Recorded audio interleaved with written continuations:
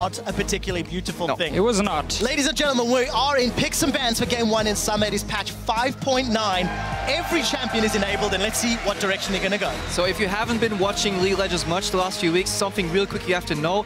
There's a couple of picks strong in every role. Azir, Cassiopeia in the mid lane is a pair, so we see the Cassiopeia ban right now. Yeah. It's likely that Azir would either be first picked or banned by one of the teams.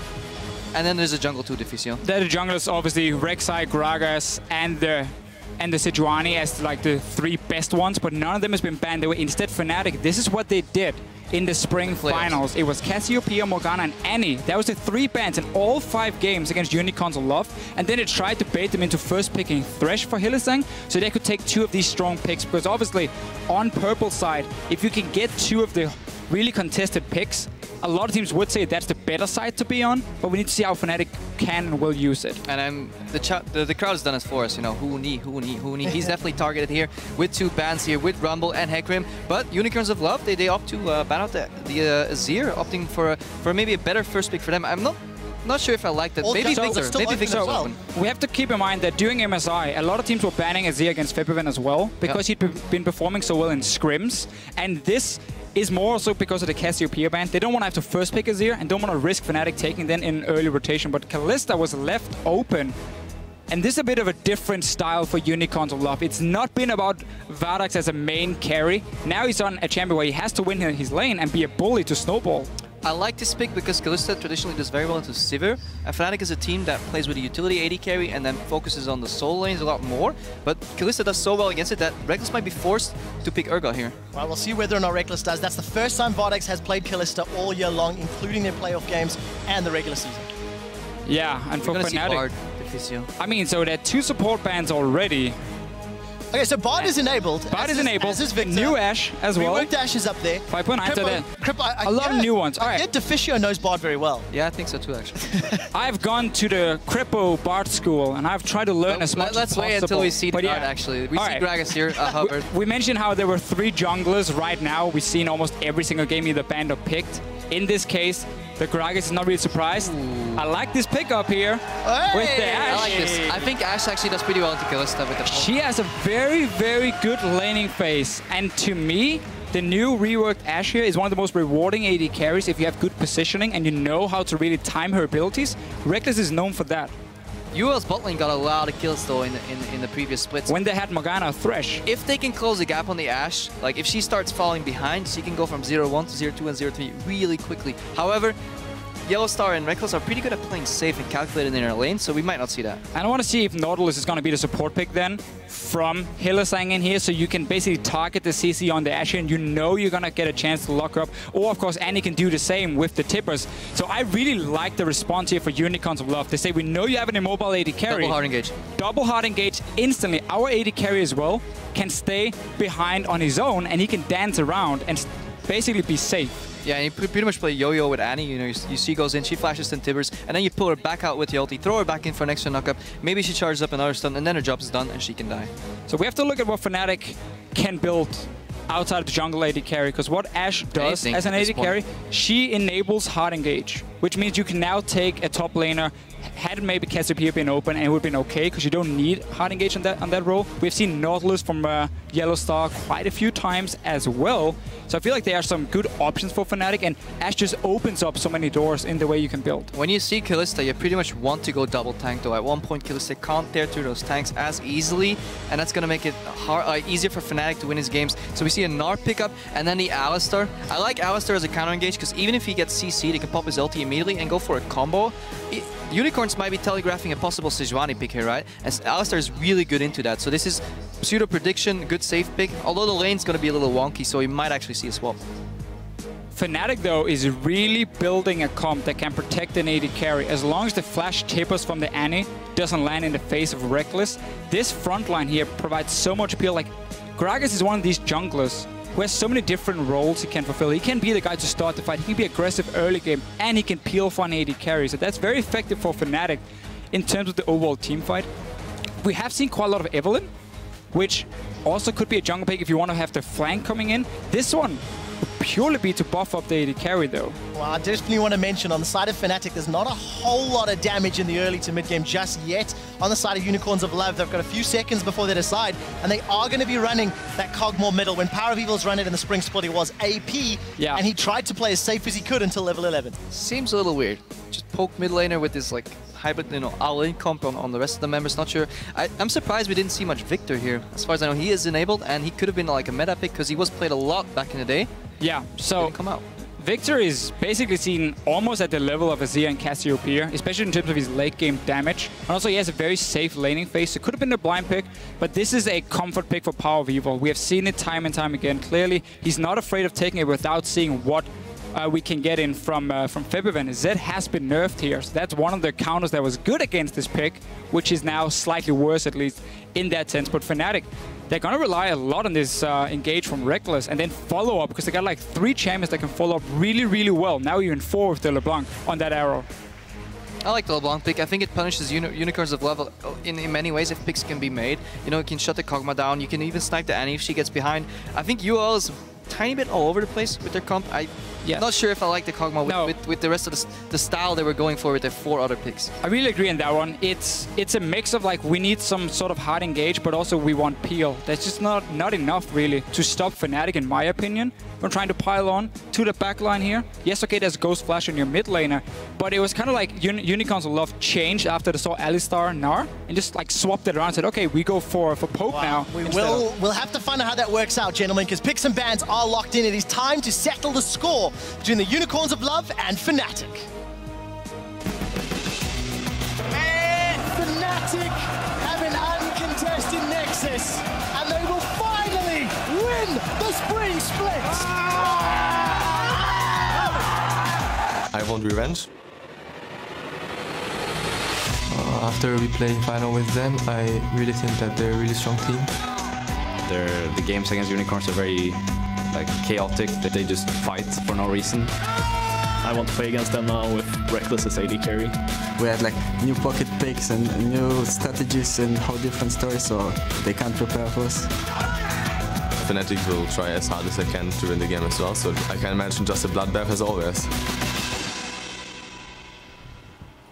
A bloodbath as always from Power of Evil. Unicorns of Love and Fnatic are on the rift for Game 1 of the 2015 Summer Split. Gentlemen, I did have to cut you off in picks and bans to hear from the teams, but let's pick it right back up. With that last pick from Febiven, LeBlanc on his Assassins in some favorable matchups. He 1v1 Faker a few times and really stepped up in the playoffs. Let's see how he does today against Power of Evil and the Unicorns of Love. And I think it's a really, really smart pickup, especially because you look at the picks from Unicorns of Love with the Nunu jungle as well. There's not going to be a whole lot of pressure on the lanes, and Nunu can't really contest these early wards here that Fnatic loves to use. We always see them very early on pink in the rivers, so they can start roaming between the lanes.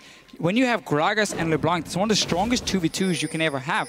That should be full control of Fnatic to then go down and gank this Kalista Annie lane. That's so annoying to deal with if it is a 2v2. So in reply to that Nunu pick, a person I want to watch is Reignover. I want to see how he controls the early game of this game. I think it's going to be vital for Fnatic whether they start snowballing, making those picks. We said in the introduction, Fnatic, they make a lot of kills in the 0-15 mark, and it might happen again. I wonder if Reignover is actually going to go for an early side clear, 2 or 3 camps, and go for a cheeky level 2 gank on mid. Definitely seen Reignover being very active in the early game beforehand. He had a great showing at MSI. Notice what Fnatic did just before. Febiven jumped over the wall of the dragon, placed the ward on red, so he's going to spot Kikis and see where he starts once he either goes for red. If he does that, that's what you often see if someone wants to go for very, very early play, where you can get red buff, take 1 camp and to get the blue buff, and you have double buff before the 3:20-minute mark. Now this gives a lot of information. Both buffs are warded as far as I know, and then this basically can let Fnatic deduce what UOL is doing behind the scenes, right, in the dark. They actually prediction swap from UOL, but not matched by Fnatic. Fnatic's just going to do the Gromp here. Ashe Alistar pretty slow on doing that. No W taken either to move the Gromp closer to the lane. They expected a 2v2 and they were willing to take it, but Hylissang sees that it's a lane swap. He's going to take full XP here, hit level 2, and he might go straight mid. Fnatic does have vision of it, so the whole surprise is kind of gone for Unicorns. We have seen this strategy quite a few times in the UOL. They already pinged him. Reignover He's going to find a jungler. Yeah. 2 guys, he's just going in to see what he can find. No gank should be able to happen because Fnatic has been able to follow him since the Grump. Well, we'll find out what Hylissang and the rest of Unicorns can do as we do see that lane swap coming in. Let's touch on that Reckless Ashe, as it is the first time we're seeing that reworked Ashe in the LCS. Yeah, reworked Ashe. We're not going to see too much. Like, she's in the lane swap. There's nobody. She kills those creeps though. She will destroy these creeps here. But notice how both junglers, they were starting on the weak side of where the dual lane was going. We had the Nunu take red buff on his own, and we had Gragas Gnar take their own red buff on top side. So now we just swap down. Both teams are basically sending 4 guys down towards the bottom lane. Let's see if there's an early dragon for Fnatic. That's very hard to do now with the new buff dragon. Yeah. The way this went down though makes the game pretty predictable because there are no freezes, right? Both lanes are slowly pushing into the towers. Basically, both teams are working with a lot of information, and I think this favors Fnatic in a sense so far because they get their rough bottom lane through the lane, even though I don't know if they counter mind gamed UOL or if they're just very, very confident in their laning ability. Reminds me of the old 4v0s that we saw towards the end of last year. You do see UOL a little later to joining that top lane party, but do have a whole lot of minions to work with, and it looks like Fnatic will secure the first objective of the game in this bottom lane tower. And let's see if Fnatic wants to bounce the wave here, or if they want to push it very hard in and try and go for a tier 2 tower in case Unicorn stays on the top side. You can see how they're now just waiting for the tower to clear out as many minions as possible. They may have overpushed, so that tower might still go down. This tower is going to die, and there's going to be loads of minions left to push it down to the tier 2. So there will be some farm to be picked up. Oh, no, minion stop. There we go. I think it'll push back, and yeah, Huni will fine. stay here, so that's good. You could have extended this a little longer because Ashe is a BF sort 80 carry. Kalista, depending on what build she goes, you could prolong the laning phase. But Fnatic is deciding the tempo, right? They take the tower and the dragon, and UOL can't trade with an extra objective. They just get that one tower, so Fnatic taking the lead here. I definitely like this play, and I don't even think you care too much about the fact you only get a pickaxe because Kalista, in order for her to be really lane dominant, she also wants that BF sword. So if you just speed it up for both of you, so instead now has to just go for some lifesteal and now pickaxe for Reckless. So he's going to have some good early trades. Like, the thing about the new Ashe here is she can basically do 2 things. You can do the very quick trade where it's auto attack volley and you just back away and you should have won that trade. Or if you stack up your focus, you can activate that Q and then you have a few seconds where you're going to be stronger. Fnatic being really smart here. They know they've taken the tier 1 tower on bot lane. They've taken a dragon. There is no reason for Ashe and Alistar to be on the bottom side of the map. It is very likely that Vardax and Hylissang are going to swap back to bottom. Keep dodging them, you know. Let Huni range farm against them. They're not going to take the tower too quick. They're not going to kill Huni because Huni's pretty good at, you know, dodging these devs. And then they're just going to go for another tower. And Fnatic is just scaling that Ashe upwards and upwards until they get comfortable levels, until the Alistar hits level 6 and can start roaming and tower diving. I want to see how Fnatic handle themselves once they do get Reckless to level 6. Because they do have a combination of champions that fits their playstyle, finding those kills. But this level of coordinated defensive play almost is quite uncharacteristic from Fnatic. We've seen it from UOL when they run their range poke mids. Reaction from Fnatic here. Bot lane's frozen by Vardax, so they send more members up for a cross-map objective in the top lane. We can see both teams are reading the exact same thing here. Unicorns knows by freezing the bottom lane, they have to send guys up and defending the top tower before Fnatic even moved in position. So we got 4 guys versus 3. Everyone is against each other. Let's see if Fnatic want to try and go for any of these aggressive plays, Trevor. They want to go for the Annie here. See if they can focus them down, gentlemen. 4v3, Fnatic are looking, they want it. That's a 2-man stun from Hylissang. It's going to dissuade the aggression as the minions have been killed out.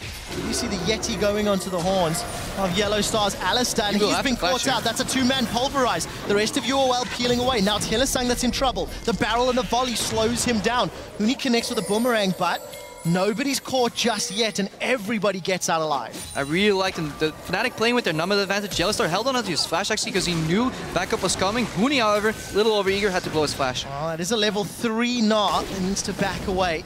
15 CS versus the level 4 Chachi, and we did see Power of Evil's Roam forcing that summoner spell. If you look down the CS numbers, even as far as the opposite numbers are correct. So let's just see who can get the advantage from all these shenanigans. Yeah, Unicorn staying and trying to defend. Here's the dive. Oh, they've got on Hylissang. That's the bounce and the hop. First blood goes to Reckless. He's back for Fnatic and he's already on the board. Takes 2 turret shots before he's forced to peel away. Rain over Huni and Yellowstar. They want kickers. They get kickers. Vizichachi's the next target before Rainov is forced to flash to safety. The volley, and that's 2 kills for Reckless. Fnatic 3-0 at the 37 minutes. And I just love how they stay up here because they know they have the 4 guys. They have good poke as well from Reckless, and they're just waiting for one mistake from Unicorns of Love. Notice if we get a replay how Hylissang was standing a bit further behind the tower, behind his teammates, so Fnatic could jump him, get the tower aggro, and quickly step back out of it, and therefore juggle it really well, get that early kill, 3 kills even, now it's a bit late. Look at that, Power of Evil forced to flash, 110 HP, the Ignite's ticking, the Ignite's burning, the Ignite is not enough, and Power has the Evil to survive. And I just want to highlight, you know, we said it before, Fnatic is just more efficient. They read that freeze beautifully, and UOL, look at the bottom lane right now, Kalista's doing nothing, and they chain that CC so beautiful, knock into knock, multiple knockups, Physio. And look at this from Yellowstar. Because Annie is so far behind the tower, he can go in, he can tank up 2 or 3 hits and safely step out before he ends up dropping too low. And therefore now these big tanks and everyone from Fnatic just dancing in and out means they can keep diving. Notice how there was no tower again for about 2 seconds right there, and they waited for one of the tanks to pick it up and then juggle it again. Beautiful execution from Fnatic. They're playing with a new member, Reckless. He was involved in that tower dive, and already they're perfectly in sync. Fnatic is showing up today.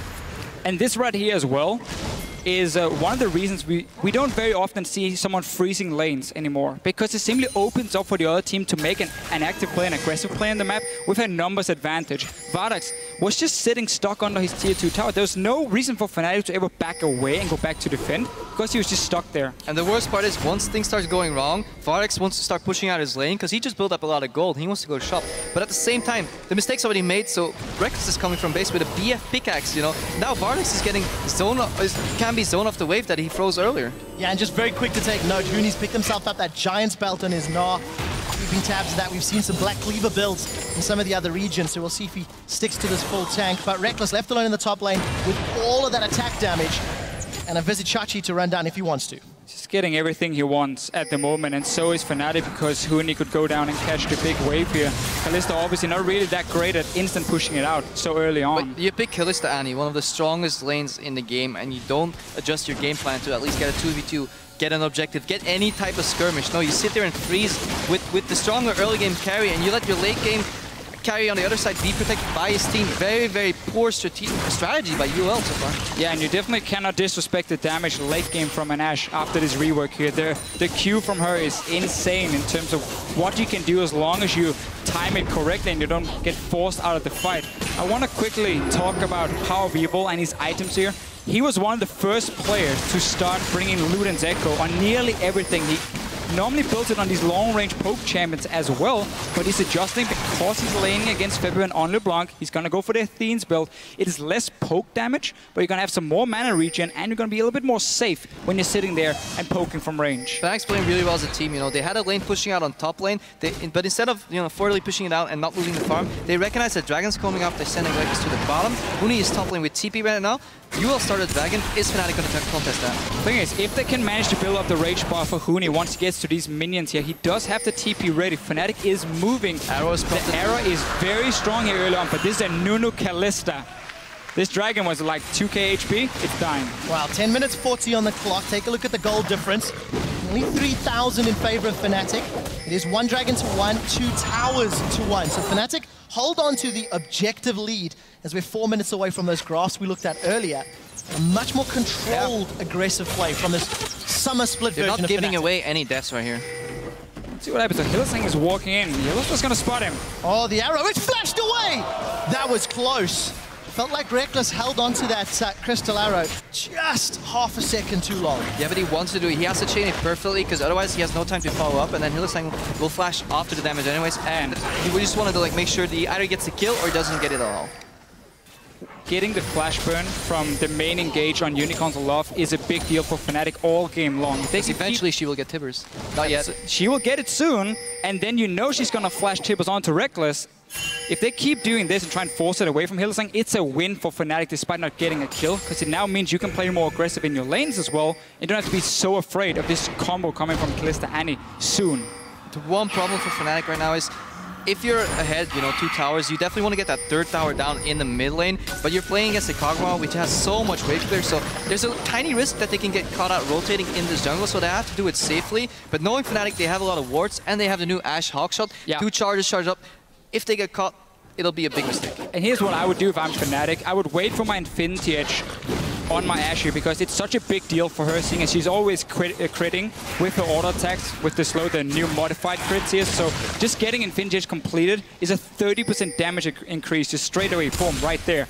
Get that completed, then you can walk mid, you can try and shoot Power Wheel with the arrow here. If he gets hit or just get poked out, that tower is yours, and that's how you can slowly play it and just wait for at least one item spike before you become too aggressive, because right now they have fine control to just sit passively in the lanes and just collect the farm. Well, we do see the fans at home and in the audience are in favor of Fnatic. 75% of the vote for the Spring Split champions. Yellowstar has to play back a little bit here, still level 5. He can get insta-pop. Once he hits level 6, he can actually put up more what they call forward zone. He can walk up and create zone for Reckless in a way that if he gets hit, he immediately pops his ulti and can counter-engage, and that way they can lane easier. But Febiven is going on PoE. Oh, let's see if he can find the kill. Ignite's available, but Febiven decides not to follow up after using his full rotation. Talking about the zone here, we can even say Febiven is somewhat doing the same in the mid lane. Fnatic always plays this way here, and it becomes even more impactful when you look at these pink wards we mentioned earlier in the game in this river here. So they take over the river vision, meaning whenever this Alistar or LeBlanc jumps forward, you think to yourself, there's a chance the jungler is here. So I cannot go and trade back, I cannot go all in, because I risk getting ganked then, and you just have to always back away. That makes you lose the trades, and you just slowly fall further and further behind then. Yeah, good tempo from Fnatic so far, and also just like really good vision control. The one thing that speaks for Unicorns right now, they have that cheeky little pink ward down at the Wolves. Sometimes they will see Reignover rotating without him knowing that, but they haven't found an opening yet. 0 kills with the Kalista Annie lane, Maokai, aggressive jungle like Nunu, and only 1 dragon. UOL is behind the curve at the moment. And here's what UOL is waiting for. They want level 11 on Power Weevil, and they want that Luden's Echo completed. That's where they always start grouping. They're doing a little bit early here compared to normal, but it's a good rotation because the lanes, we had the Gnar sitting top and we had both Reckless and Yellowstar sitting bot lane. So it just got a bit of free tower, but you're waiting for level 11 on Power Weevil, then you start making plays. Yeah, and Power of Evil did pick up some damage just a moment or two ago with that needlessly large rod. Still no, complete ticket items. Whereas Febiven, Morello Namikan as well as those Sork shoes, chilling Smite versus challenging Smite in the jungle. Sidestone picked up for Kick, it's no surprise there, but really Fnatic, they've got their lead, they've held on to it, and they've not made any risks that could be punished. I think this game will stay in a passive state with gradually moving the ward line up from Fnatic until the next dragon, and then we might see some action, but it's second dragon for both teams. Not entirely sure. They're moving to the jungle though. Oh, Yellowstar, he does have that Unbreakable. He decides to engage. That's a flash pulverize. He headbutts Power of Evil into Febiven's hands, and Reignover knocks him right back in. There's no way for Power of Evil to get away. Like I was wrong, Trevor. And that's another kill. We both were, Crepper, because I wasn't expecting that. The Yo-Yo gets pulled back, and Vardags throws him right back forward. Hillesang trying to find somebody from Fnatic to jump onto. Huni does have Mega Gnar, level 9. Let's see if Fnatic can find anybody else. I'll be happy with a mid tower. Yeah, they break open that tower. That's so important. It is. So we didn't get the Infinity Edge on Reckless before they did it, but they did decide to swap in mid. Felt like now is the time to do it. They're pushing out for another one. Look on the flank here. We have Maokai coming in and Annie down on the bottom. We'll have to see whether or not they can make an impact. Reckless has still got that Crystal Arrow available. Holds onto it for the time being. The Unicorns only have like 2 forms of engage, either Annie being thrown in by Kalista or just flash tippings, and then Maokai, but they're so far behind and there's so much vision from Fnatic that they're such a good team, they won't get flanked that easily, and it's looking really good for the Unicorns. And look at that last play. We were seeing 2 guys sitting in mid lane, pushing it down. Suddenly Yellowstar walks in alone near the Raptor camp. It looks like he's getting caught out, but this is where Fnatic always does it so well, because Reignover was running from the other side of the tower already. 2 guys were running down from mid lane, so instantly, as Unicorn showed themselves, Yellowstar popped his ulti, headbutted Power Weevil back. That was a kill, that was a mid tower, and that's there.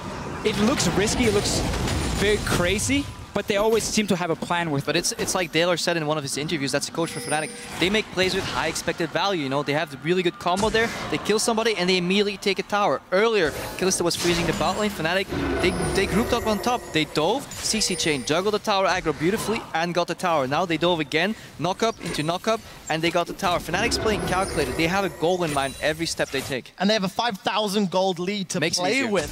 This is sort of the styles of the 2 compositions that we saw towards the end of the spring split, but Fnatic has just gone multiple levels better.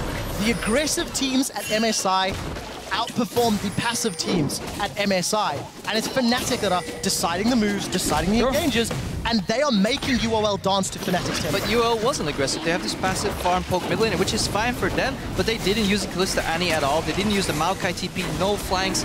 They're just, I think they're just not used to the LCS anymore, you know. Week 1, they're just starting to get into it. They had a little break. Hopefully, it'll get fixed. But also, it just seemed like in Champ Select that they had this plan on the first 3 picks. You know, a lot of hard engage coming in. We want to try and dive onto the AD carry. And then you saw the big tanks. You just completely changed it.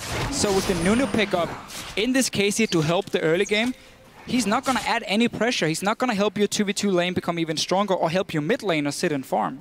Yeah, well, the one thing we do have to highlight, the outer ring of turrets with the lead is always the easiest of objectives to take down. Let's see if Fnatic can push onto these inner rings, and if they can maintain that line of vision that has served them well till this point to avoid that hard engage from Hylissang with Flash, from Vizichachi with However, PoE has shown he's a fantastic Kog'Maw player, and if he gets a couple more items and starts poking people down and the right people down at the right time, Fnatic may not have won the game just yet.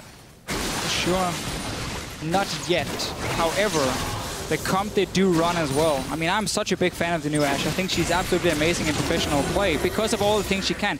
What you do now is when you 1-3-1 as Fnatic, because you don't want a group 5 where they're all this wave clear from Unicorns Aloft with Power of Evil sitting. So you 1-3-1, you keep your Ashe in the mid lane because she has this arrow she can fire to the side lanes. And that's a way to set up an easy kill for someone like Febiven, or maybe Reyna was going down for a dive. And that's how you break open the defense of Unicorns Aloft, and you then get a tower. Because if one guy dies, suddenly Unicorns have to move around all the pieces on the map to try and defend that tower, and that opens up somewhere else. Fnatic last bit was notorious for sneaking these cheeky Barons, you know, 20 minutes, 21, 22 minutes. Even in solo queue, if you ever play against Yellowstar, you have to war that, because at one point he'll rally his team behind him and just get that Baron.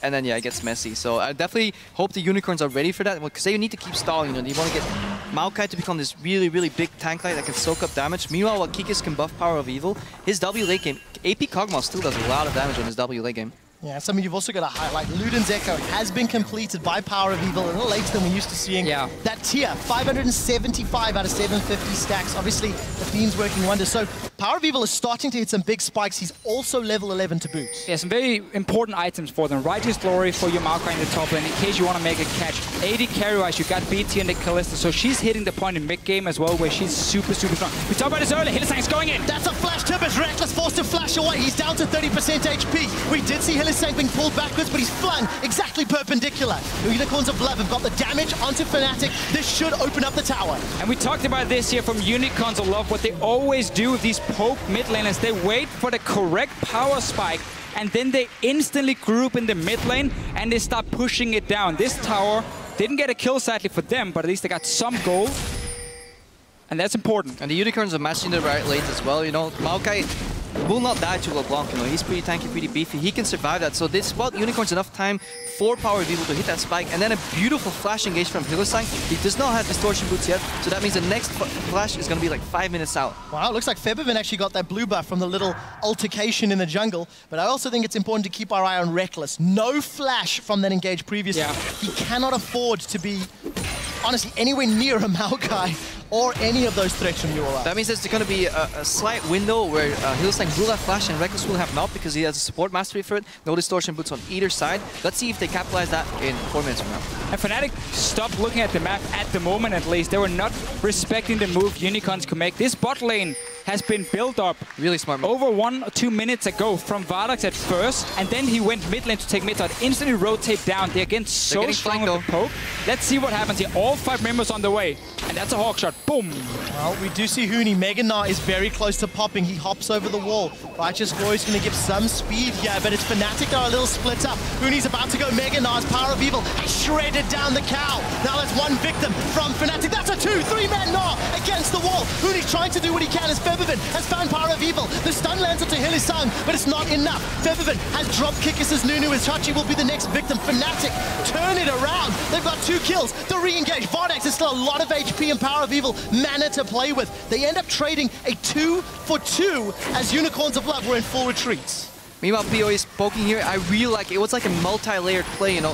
UOL goes down on the bot lane, Fnatic reacts by trying to flank, but they split up. And in reaction to that, you saw UOL turn around and take the fight, and you were wondering why, because Power of Evil was coming from the mid lane, blood boiled by Nunu, and they immediately took care of Yellowstar.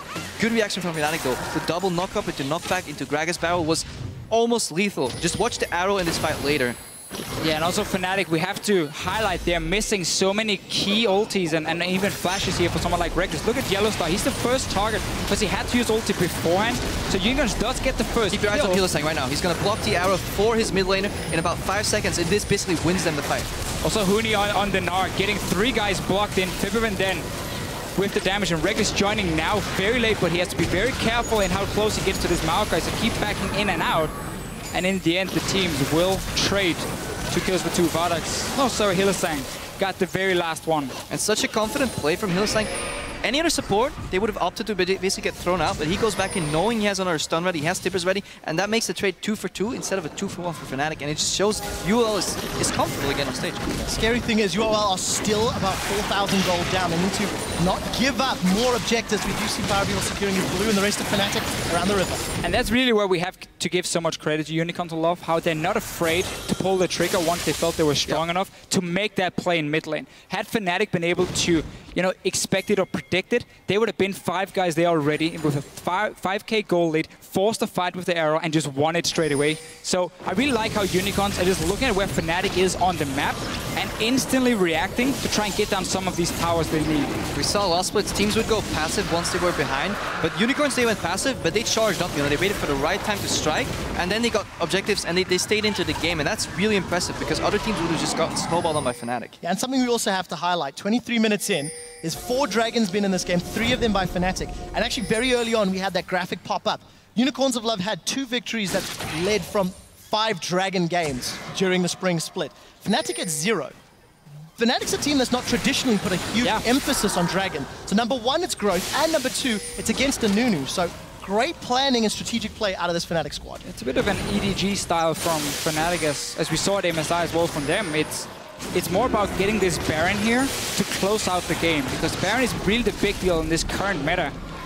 Also, when you're against so much, you know, poke and AP damage from Unicorns of Love to clear the waves, once you have that Baron buff to buff up these minions here, Powerbeal won't have that easy of a time, and you will get to at least set up either a dive or get some damage on tower on every wave. We're building up to the next siege or the next fight. Hylissang has flash, no flash on Powerbeal though, and no flash on Vardax. So UOL will have to be careful of flanks. You know, Alistar wants to come from one side, Gragas might be coming from the other side, but if they're careful and they get the right flash Tibbles, they can win these fights. Yeah, so big item thresholds have been completed as it's 25 minutes on the clock. Bibibin's been on that death cap for Morello for a while. Righteous in Reign of his hands, as well as the Randuin's Omen for Huni. A lot of tank stats and armor primarily being built up on the side of Unicorns of Love.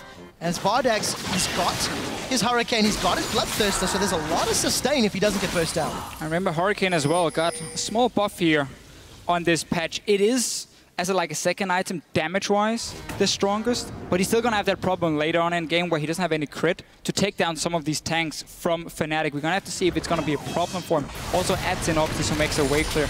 But if you look also at the big tanks, you highlighted the armor from Unicorns of Love. We can see how both teams, tank-wise, are building to engage on each other. Righteous Glory, first item for Raynova, not going frozen hard or anything to stop some of the damage from Vardax or the auto-attacking coming in from Powerbeal. That's going to be a key item for him later if he wants to stack some armor that way.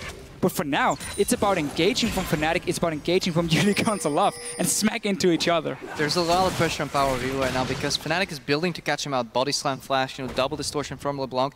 They really want to get him because if he falls, the entire, he's the crux of Unicorns lineup right now. If he falls, it's over for them. But he's been playing really well so far. Only 1 death. He's scaling a lot of farm. 224 CS right now at the 26-minute mark. That is a good number. It's a different build from what we see in the previous times he's run Cogmon. Early haunting guys, get some of that magic pen. So we have seen, I mean, you're right. We've seen many different builds from Powerbeal. I like this one. You need to get that Leandris for the extra poke damage because, again, for him, it's not even about killing people. It's about poking them low enough so they have to back away from a tower on objective, and that secures it for Unicorns of Love without maybe even fighting at all, which is definitely in their favor because we have this Nunu Kalista that can so easily take down Baron or Dragon if Fnatic is too far away or forced back in base. Basically, the game is in a pretty stagnant state right now, and what's going to happen is, what's really important right now, and what you often don't see, is the side lane control. Both these teams want to maneuver the side lanes to a point where they start pushing in their favor, and the other team has to send somebody to react. Yeah, meanwhile, they might run around in the jungle, snowball each other a couple of times, but not much is going to happen. They want to force people down to the side lanes, and then group and get a numbers advantage, and force to engage that way. But it's a slow and steady process. We talked about this 10 minutes ago, about how good Fnatic were looking, and all of a sudden, the game is stalled out to the point that Unicorns of Love are now the ones making some aggressive plays. Reignover has gone for the flash body slam, but he's getting caught out. He's stunned. Kikis is trying to do that absolute zero for zone control, but it's Febiven that's on the back line. Pulls the distortion away. Now Reignover is down. The Enchanted Crystal now catches Chachi, but Power of Evil and Vardax, the carries are locked up against the wall. Febiven's got one more in the background as Kikis is down. Chachi's trying to zone away what he can, but that tree's not going to last long enough. Vardax trying to lifesteal off the Scuttle Crab as he tries to dance and hop himself away. It's a 2-for-1 in favor of Fnatic, but can they get more? Febiven's looking for the chase. Dragon's a minute and a half away. They're going to risk running further. Unicorns a little bit greedy here for the first kill on Reignover. Again, it's not about getting the kill, it's about forcing them out of the fights and back into their own base so you take down their towers instead. Here they were chasing for that one kill, meant suddenly they were in pretty risky positions and then got jumped on. We're just going to see the start. Reignover flashing and missing it, but then look how Unicorns are going to try and finish up the kill on him. Look at the arrow, the arrow could have ideally went more to the right instead of on the main tank. We should have tried to hit one of the two carries. Really good gnarl from Huni though. Yeah, second time. Last fight down near the dragon, it was the same deal for Huni with the gnarl. This really good setup. This was one of his problems in the spring split. We never really saw him do well on Gnar and Maokai. He's showing up today. I want to highlight though that Reignover didn't miss his flash. Vardax flashed out of the body slam flash. He predicted that the flash was going to happen. He respected Reignover enough. You know, if I see a body slam, that's going to be coupled by a flash to carry over that knockup, you know, with the flash all the way. Vardax predicted it, got out, but he got sniped by Febiven in the back. 2-for-1 though, UOL, like they're getting out of these fights, and Fnatic is getting a little bit impatient there. You know, they have to do these body slam flash engages or get a nice flank off, but it's not working. UOL's respecting them a lot. I think a big problem for Fnatic was just they had this whole plan of we do the 1-3-1 now and we try and play around where Power of Evil is so we don't have to push the lane he's sitting into wave clear, and we impact the side lanes with Gnar and LeBlanc. That completely stopped when Unicorns made that move and got the mid tower grouped up as 5, because whenever we have these big 5-on-5s, we see how close it is, and if Unicorns get enough time, they will land the poke they need to be in a very, very good position, and that's a problem for Fnatic. This is interesting. They sent Kog'Maw all the way to the bot lane, and once he got there, he realized that he actually had to have been mid. I think this is a mistake by UOL. See what happens mid there. They're going on Kikis. We will find out. Reignover does find Kikis, and Kikis is obliterated by Febiven. We do see Tibbers is knocked all the way back as Vardax has pulled Hylissang in. Hylissang unable to knock up more. Power of Evil is stuck on the side. He can't join his fight. He's trying to get further in. Power of Evil, as you said, on the Tribush right-hand side. We do see him throwing out their Void Ooze, but it's simply not enough. And Fnatic find another engage as we're about to hit 30 minutes. They're back in control. And I want to see the gold because I think Power of Evil was close to an item spike and he wanted to pick up that fat bot wave all the way for that juicy farm. But once he got there, he realized his team was exposed in the mid lane. Baron was a threat. And yeah, he was probably close to finish his Archangel staff there. And I think that cost UOL a lot. They lost the tempo. He tried to join the fight, but he couldn't in time. And Fnatic, nice control. He's still poking away, and they're stuck near the Baron here from Fnatic's side. A lot of damage from Unicorns. Well, let's see what they can do. Unicorns unable to interrupt the Baron. Really sort of not even fully committed to interrupting it. So let's quickly take stock, guys. 3 towers to 3, 10 kills to 3. And it's nearly 7,000 gold. Fnatic have got the key ingredient that Deficio, you said, was going to crack open Unicorn's base. Baron, and then also the wave already pushing. Unicorns didn't go down to try and clear it. They went mid lane and try and maybe take a dragon instead. They want the Constellation Dragon to at least avoid that 5th dragon coming out from Fnatic. But if that opens up your base... The base is going to open anyways with Baron. Well, Chachi's down. Power of Evil is caught out. The barrel's going to knock them away. Rest of Fnatic get a couple auto attacks onto the tower, but it's not enough. Reckless is going to sidestep at least one of those living artilleries, but they do get themselves another kill at the cost of losing Febiven. And the dragon, of course. So they did end up making a good decision in taking Power of Evil down to defend, while the Kalista could take the dragon. I think it was the right choice. Yeah, I think, I mean, so they lost one tower here. Fnatic decided though to chase for the kill instead of the tower, so we don't know what could have happened had to just played it more relaxed and took the big wave to get some damage, because Ashe as well, with her Q, once you have the 5 stack, can really do a lot of tower damage. But for now, Dragon for Unicorns, Baron for Fnatic though. We're about 10 to 11 minutes away from a potential 5th Dragon from Fnatic, so UOL just bought them some more time in the game. Obviously they're behind, but they're a smart team, you know, they've learned from their mistake now. They need to keep Kog'Maw central because he's vital to their wave clear. Kog'Maw can clear waves in uneven numbers, 1 against 2, 2 against 3. He can get those waves cleared without being in danger. Yeah, and the thing is for Unicorns, they've been able to stall because of the fact Fnatic has needed to play for the Baron. So that extra couple of minutes may be enough for Unicorns. And the second Power of Evil stepped away and wasn't there to try and land some of this poke and clear the waves. That's where Fnatic, and that's why they built something like Righteous Glory as the first item on Reignover to punish him Arrow and the Gragas going in. That's how you force the fight instantly. Bot lane towers, well, the 2 side lanes here, Unicorns have not been able to control the waves and therefore allowed Fnatic now 2 towers with the Baron. And this is why I like going for the Dragon right after a Baron is down, because you're gonna lose your outer towers anyways. It's a matter of time, you know, either you lose them immediately or you lose them a little later. Those Baron creeps, they're too strong to defend, and it's such a vulnerable position. In your base you're safe because you have safety behind walls, but defending those tier 2 towers, that's too much flank opportunity for Fnatic. UOL has to back off anyways, but they bought them some time, you know, 2 Dragons against 3. Fnatic siege up for the last tier 2 tower in mid here. I will see that Baron is slowly wearing off. Fnatic are split, 4 members in the mid lane. We do see Febiven hanging out towards the bottom lane. All of the outer turrets are down. Fnatic in absolute control of the map. Now they can see what further pressure they can apply on UOL's base. We just need a one big fight that led to the Baron for Fnatic. Obviously had a few times where they tried the engages. Now 10k goal lead once again. Let's look at some of the items completed for them. Really big pickup here on Reckless. The QSS Quicksilver Sash picked up. He can basically cleanse out of the Annie-stun, and the only thing that can take him down now is the snare to knock up from Maokai, but he can flash that or poke from Power of Evil, and this means a lot. This means Fnatic puts less resources on peeling, because Reckless can take care of himself, and move more resources forward to diving, and that's going to be really important because they want to shut PoE down. And something we have to highlight, if you look at Reckless's CS at this stage in the game, in contrast to Huni, this is a slight shift in Fnatic playstyle. You touched on the CS difference and the CS priority from Fnatic in the spring split. That's a good point. Game 1, it's instantly reversed. But it's also Huni not playing a carry top laner. He's on the tank this time around here, so they are basically saying, we rely on Reckless and Febiven to be the main damage dealers in this game, so obviously they need that extra farm, and as long as they can stay safe, or at least Reckless can stay safe, Fnatic have great damage from here on out. Yeah, versatility and playstyle is what you need once you move towards the world stage. You know, Fnatic, they could play linear playstyle in the season in Europe, that was fine, but if they want to do well at Worlds, it's going to be nice to see if they can play around Huni one game, around Reckless. We'll have to see whether Reckless can do well with less farm and Huni with more in this team environment, but it's nice to see that they can shake things up so far at least. It's so exciting that we have these questions now moving forward and seeing how Fnatic can develop and grow, because Yellowstar said it in the opening weeks of Spring Split, just give us time. We only have one playstyle, but we can learn, we can adapt.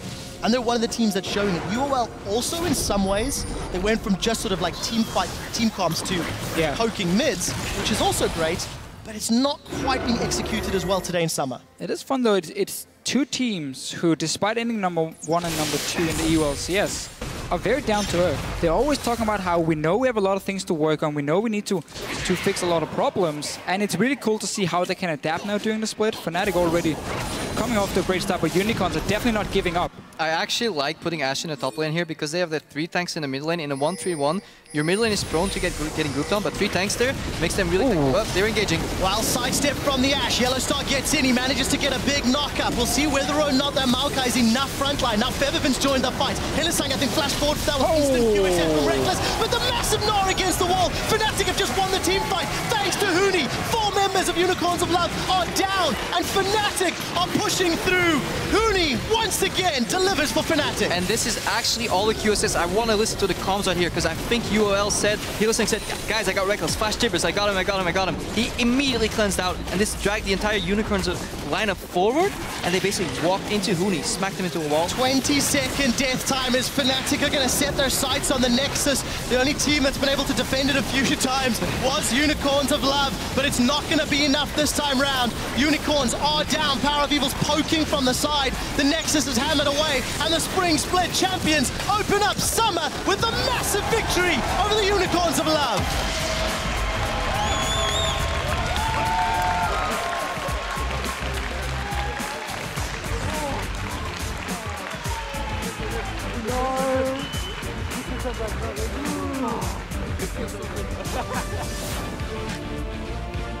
great performance from Fnatic, from the control and the timing on their engages. It's hard to fault Fnatic's decision-making. They're playing as the Maokai and then Annie, so Flash Root, Flash Tibbers, and they only gave away 4 kills. And that is really important. 15-4 for Fnatic here, and really good, you know, pacing, really good tempo, Yes. really good objective timing. Good League of Legends. And a whole new champion pool, I'm almost going to say, for Huni showing up on this Narso.